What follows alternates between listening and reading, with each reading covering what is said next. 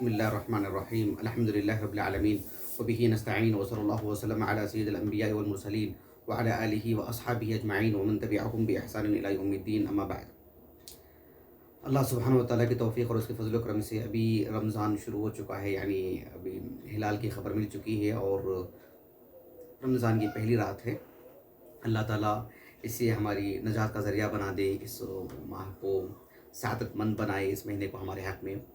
ہمارا جو گروپ ہے اس میں یعنی ہم شروع دن سے اس بات کی کوشش کرتے رہتے ہیں کہ دو مرد حضرات کے ہیں، دو خواتین کے ہیں، بڑی عدد اس میں جڑی ہوئی ہے کہ یہ ایک نعمت ہے ہمارے لیے اور ایک ذخیرہ آخرت بھی بنا سکتے ہیں ہم اس گروپ کو، اور اس گروپ کا ہمیں مکمل فائدہ اٹھانا چاہیے کہ ان کو دین سے متعلق ٹھوس اور صحیح معلومات دیں، صحیح تربیت کریں۔ اسی مقصد کے تحت میں وقتاً فوقتاً کچھ سوالات بھی کرتے رہتا ہوں۔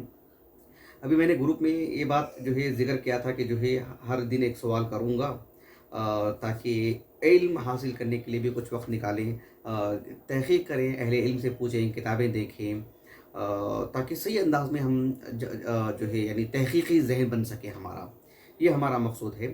تو آج کا جو پہلا سوال تھا کہ جو ہے یعنی رمضان کا مہینہ چل رہا ہے تو اور سبھی سوالات اسی صوم سے متعلق ہوں گے، یعنی احکام الصوم سے متعلق ہی ہوں گے انشاءاللہ۔ تو پہلی بات یہ تھی کہ قرآن مجید میں الصوم یعنی صوم رمضان یا عام صوم سے متعلق کتنی آیات ہیں؟ یہ قدر آسان ہے، حافظ قرآن کے لیے تو بہت آسان ہے، اور جو حافظ قرآن نہیں بھی ہیں تو مطلب دیکھ کر کے بتا سکتے ہیں کہ یہ آیت کریمہ صوم سے متعلق ہے وغیرہ۔ رہا مسئلہ احادیث کا، یہ یقیناً ایک آزمائش میں ڈال دینے والی چیز ہے۔ اتنا بڑا دعویٰ کون کرے گا کہ روزوں سے متعلق اللہ کے رسول کی احادیث کی اتنی عدد ہے؟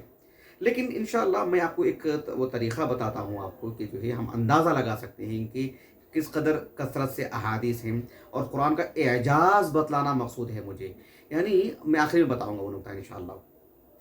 سر دست پہلے وہ آیات دیکھ لیتے ہیں۔ مثلا اللہ رب العالمین نے سورۃ البقرہ میں بیان فرمایا، معروف آیت کریمہ، سب واقف ہیں تقریباً اس سے الحمدللہ، کہ یا ایھا الذین آمنوا کتب علیکم الصیام کما کتب علی الذین من قبلکم لعلکم تتقون ایاما معدودات فمن کان منکم مریضا او علی سفر فعدۃ من ایام اخر۔ تو یہ آیت کریمہ، اور اس کے بعد یعنی شہر رمضان الذی انزل فیہ القرآن وَإِذَا سَأَلَكَ عِبَادِي عَنِّي فَإِنِّي قَرِيبٌ أُحِلَّ لَكُمْ لَيْلَةَ الصِّيَامِ الرَّفَثُ إِلَىٰ نِسَائِكُمْ۔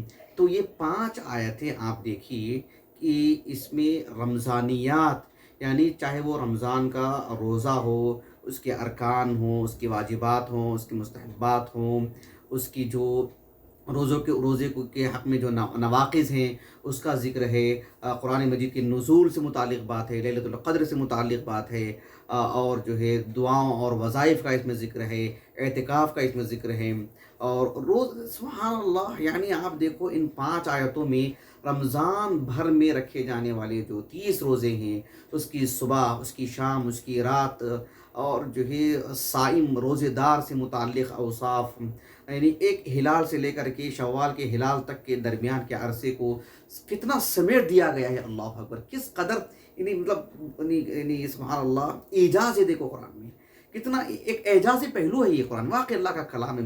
یعنی آپ اندازہ لگا لیجیے، اللہ کے رسول صلی اللہ علیہ وسلم جو تقریباً 10 سال آپ نے روزہ رکھا مدینے کو آنے کے بعد، رمضان کے روزوں کی اگر بات کرتے ہیں 2 ہجری سے، یعنی کم و بیش آپ نے 8 سال 9 سال روزے رکھے۔ کہنے کا مقصود یہ ہے کہ جو ہے 8 سال سے متعلقات کتنے مسائل رونما نہیں ہوئے ہوں گے، کتنے سوالات نہیں آئے ہوں گے اللہ کے رسول کو، کتنے حوادث اور وقائع نہیں ہوئے ہوں گے، اور کیا کچھ مسائل نہیں رہے ہوں گے صوم سے متعلق، سب کو ان 5 آیتوں میں سمیٹ دیا گیا۔ اللہ اکبر، سبحان اللہ العظیم۔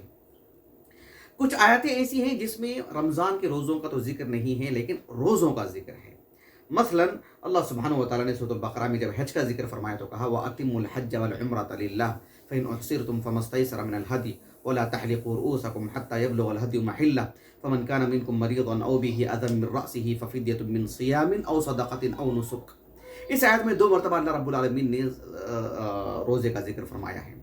یہ ایک آیت کریمہ ہے جو حج سے متعلق ہے۔ ایک اور آیت کریمہ ہے اس میں یعنی سورۃ النساء میں، وَمَا كَانَ لِمُؤْمِنٍ أَن يَقْتُلَ مُؤْمِنًا إِلَّا خَطَأً وَمَنْ قَتَلَ مُؤْمِنًا خَطَأً فتحرير رقبة مؤمنة ودية مسلمة إلى أهله إلا أن يصدقوا فإن كان من قوم عدو لكم وهو مؤمن فتحرير رقبة مؤمنة وإن كان من قوم بينكم وبينهم ميثاق فدية مسلمة إلى أهله وتحرير رقبة مؤمنة فمن لم يجد فصيام شهرين متتابعين.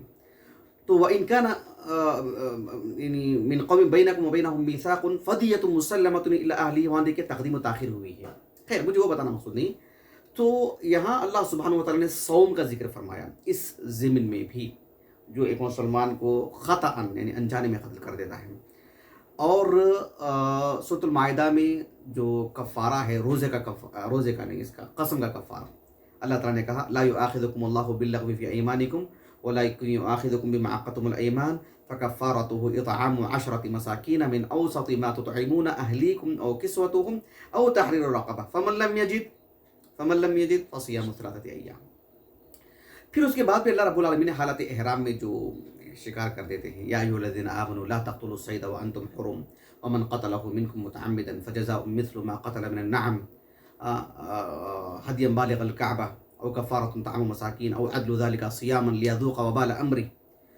میرے سمجھتا ہوں جو سورۃ المائدہ کے بھی میں نے آیت کریمہ پڑھی نا قسم کے کفارے سے متعلق، اس کے تقریباً 7-8 آیتوں کی بعد والی آیت ہے، دوسرے صفحے کی بالکل آخری آیت کریمہ 15-17 والے مصحف میں. اسی طرح سے آپ دیکھیے قرآن مجید میں صوم کا ذکر اور کہاں ہے؟ سورۃ المجادلہ میں ہے والذین یظاہرون من النساء ما ولاہم عن قبلتہم التی، نہیں وہ آیت کریمہ نہیں. سورۃ المجادلہ کے آغاز میں جو زہار کا جو مسئلہ ہے، یعنی جو لوگ اپنی بیویوں سے متعلق زہار والی جو باتیں جو ہے تم میری ماں کی طرح ہو، تو من قبل ان یتماسا ذلکم توعظون بہ واللہ بما تعملون خبیر فمن لم یجد فصیام شہرین متتابعین من قبل ان یتماسا. تو ان آیات میں آپ دیکھیے روزوں سے متعلق گفتگو کی گئی ہے. کل ملا کے کتنی آیات ہیں؟ دو صفحات میں لکھنے کی آیتیں ہیں پوری ملا کر کے. اللہ رب العالمین نے ایک جگہ پر روزہ رکھنے والے سے متعلق گفتگو فرمائی بطور فضیلت کے. اللہ رب العالمین نے فرمایا ان المسلمین، سورۃ الاحزاب کی آیت کریمہ ہے، ان المسلمین والمسلمات والمؤمنین والمؤمنات والقانتین والقانتات والصادقین والصادقات والقانتین والقانتات والمتصدقین والمتصدقات، اس کے بعد والصابرین والصابرات والخاشعین والخاشعات، نہیں اس کے بعد ہے والمتصدقین والمتصدقات، اس کے بعد ہے والصائمین والصائمات، روزہ رکھنے والے مرد اور روزہ رکھنے والی خواتین. کہنے کا مقصود یہ ہے کہ ان ساری آیات میں جو ذکر کیا گیا ہے صوم یا صائم، تو کتنی آیات ہیں؟ اب جو میرا سوال ہے وہ سوال کیا ہے؟ احادیث مبارکہ کتنی ہیں جو صوم سے متعلق ہے؟ احادیث مبارکہ رسول اللہ صلی اللہ علیہ وسلم کی اس موضوع سے متعلق احادیث بکثرت ہیں. پہلی بات بکثرت ہے. اس کا اندازہ آپ لگائیے کہ امام ابو داؤد السجستانی رحمہ اللہ 275 ہجری سے وفات ہیں. انہوں نے اپنی السنن میں جو احادیث ترتیب دی ہے نا، معلوم ہونا چاہیے کہ ان میں جو احادیث ہیں وہ احکام سے متعلق ہیں. زہد کتاب الزہد، کتاب الفضائل تو اس میں ہے ہی نہیں. تو انہوں نے جتنی بھی احادیث ترتیب دی ہیں اپنے السنن میں، وہ سب جو ہے یعنی احکام و مسائل سے متعلق ہے. احکام و مسائل سے متعلق. اہل مکہ کو انہوں نے خط لکھا تھا، یعنی چھوٹا سا رسالہ 47 صفحے کا، میرے پاس پی ڈی ایف شکل میں موجود ہے. 47 صفحے کا رسالہ ہے وہ، دکتور محمد بن لطفی الصباغ کی تحقیق سے چھپا ہے. 47 صفحے یعنی 40 پر 7 صفحے کا کل رسالہ ہے، جس میں جدید تحقیق فہرست سب ملا کر. ورنہ امام ابو داؤد رحمہ اللہ کا لکھا ہوا تو اس میں سمجھتا ہوں 20 صفحے ہی بس. اہل مکہ کو آپ نے خط لکھا نہیں، رسالۃ ابی داؤد الی اہل مکہ فی وصف سننہ، پورا نام ایسا ہے اس رسالے کا جو ابھی مطبوع میں چھپا ہے. تو امام ابو داؤد رحمہ اللہ نے اہل مکہ کو ایک خط لکھا تھا، اس میں یہ بتانے کے لیے کہ یہ جو امام ابو داؤد رحمہ اللہ کی سنن ابی داؤد ہے، اس میں میرا کیا منہج ہے. اس رسالے میں رسالہ میں دکھا سکتا تھا آپ کو. تو اس میں آپ نے جو لکھا امام ابو داؤد رحمہ اللہ نے کئی باتیں لکھی، کئی باتیں. اس میں قابل غور بات یہ ہے کہ امام ابو داؤد رحمہ اللہ نے یہ بات کہی کہ لا اعرف احدا جمع الاستقصاء غیری، یعنی احکام سے متعلق احادیث کو جو اکٹھا کرنا، ہر موضوع سے متعلق میں نہیں سمجھتا، نہیں میرے علم میں نہیں ہے کہ میرے علاوہ بھی کسی نے کیا ہو. اتنی بڑی بات کی امام ابو داؤد نے، وہ ادعا ہے. یعنی ہر حکم، ہر موضوع سے متعلق کتنی احادیث ہیں، سب کو ایک جگہ اکجا کر دینا. میں نہیں سمجھتا کہ لا اعرف احدا جمع الاستقصاء غیری، میرا علاوہ کسی اور نے ہر موضوع سے متعلق احادیث اکٹھے کیے ہوں، وہ مجھے نہیں لگتا ہے. حالانکہ امام ابو داؤد رحمہ اللہ نے سارے احادیث اکٹھا نہیں کیا، آپ نے بہت کیا، تب آپ نے یہ بات کہی. سمجھ رہے ہیں اس بات کو؟ تو اس سنن ابی داؤد میں امام ابو داؤد رحمہ اللہ نے جو کتاب الصیام آپ نے ترتیب دی ہے، اس میں 163 حدیثیں لائے ہیں، 160 پر 3 حدیثیں. اور آپ نے دعویٰ کیا کہ میں نے احکام سے متعلق احادیث، ہر موضوع سے متعلق جو میں نے اکٹھا کیا ہے، مجھے نہیں معلوم کہ کسی اور نے کیا ہو. کتنی میں نے کہا ابھی؟ 163. اب قابل غور بات یہ ہے کہ 163 احادیث میں سے 131 یعنی 130 پر 1 حدیثوں کو شیخ البانی نے صحیح یا حسن یعنی قابل احتجاج بتایا ہے، بقیہ حدیثوں کو چھوڑ کر کے. تو اس سے ہم اندازہ لگا سکتے ہیں کہ کتنی بڑی مقدار میں حدیثیں ہیں. امام بخاری رحمہ اللہ کے الجامع الصحیح، اس میں جو کتاب الصوم ہے، اس میں آپ دیکھیے کل حدیثوں کی جو تعداد ہے، غیر مکرر معلق روایتیں اور غیر جو مکرر ہیں، اس کو نکال کر، مکرر دونوں معنی میں، یعنی ہو سکتا ہے کوئی حدیث کتاب الصوم ہی میں 2 بار لائی گئی ہو، یا ہو سکتا ہے کتاب الصوم کے علاوہ بھی کہیں اور لائی گئی ہو. ہر پہلو سے غیر مکرر روایتیں جو اس میں ہیں، وہ 80 پر 9 حدیثیں ہیں صحیح بخاری کی کتاب الصوم میں. یہ ہے صحیح الحفاظ. اس میں ان حدیثوں کو اکٹھا کیا گیا ہے جو کتب ستہ میں ہیں. یعنی حدیث صحیح بخاری میں ہے تو صحیح مسلم میں، سنن ابی داؤد میں، یعنی وہ حدیثیں صحیح الحفاظ فی متفق علیہ الائمۃ الستہ، یعنی کل 6 کے 6 کتابوں میں بھی وہ حدیث ہو کتب ستہ میں. تو وہ کتاب الصوم سے متعلق کتنی ہے؟ صرف 12. سمجھ رہے ہیں آپ؟ صرف 12. اب جو ہے وہ دور تھا عصر الروایہ کا، جس میں اہل علم احادیث اکٹھا کرتے تھے اور صرف اپنے شیخ سے جو حدیثیں سنتے تھے وہی لاتے تھے. سمجھ رہے ہیں آپ؟ یعنی مثلا امام مسلم رحمہ اللہ کو مان لیجئے کہ ایک موضوع سے متعلق 50 حدیثیں معلوم ہیں امام مسلم کو، لیکن وہ لکھتے وہی تھے جو آپ نے اپنے استاد سے سنا. اگر اپنے استاد سے سنا ہے انہوں نے بہت ساری حدیثیں، وہ حدیث نہیں سنی، ان کے ساتھی نے سنا ہے، آپ نے نہیں سنا، تو اس کو لکھتے نہیں تھے وہ اپنے صحیح مسلم. دیگر محدثین میں طریقہ تھا وہ. تو کہنے کا مقصود یہ ہے کہ وہ عصر الروایہ ہے، اس میں سب حدیثیں اکٹھا ایک ساتھ کرنے کا ایسا ذہن نہیں تھا. پھر بھی کچھ اہل علم نے کیا. لیکن جب تقریباً 5 صدی جب ختم ہو گئی تو تقریباً احادیث پوری کتابوں میں آ چکی تھی. پھر اب اپنی آسانی سے بیان کرنے کا کوئی مطلب، کوئی وجہ جواز نہیں تھی وہاں پر. سب حدیثیں اکٹھا ہو چکی تھیں. تو جن اصحاب علم نے سبھی احادیث کو ایک جگہ جمع کرنے کی کوشش کی، ان میں سے ایک نام ہے یہ، یعنی جامع الاصول فی احادیث الرسول، ابو سعادات ابن الاثیر الجزری رحمہ اللہ. 606 ہجری سے وفات ہے ان کا. 3 بھائی ہیں. میں نے ابناء الاثیر الجزری پر میں نے گفتگو کی، ان تینوں بھائیوں کی سیرت پر میں نے درس دیا ہے، بنگلور دروس میں موجود ہے الحمدللہ. تو یہ سب سے بڑے بھائی ہیں، صاحب علم، اور بہت شاندار مقدمہ لکھا ہے انہوں نے.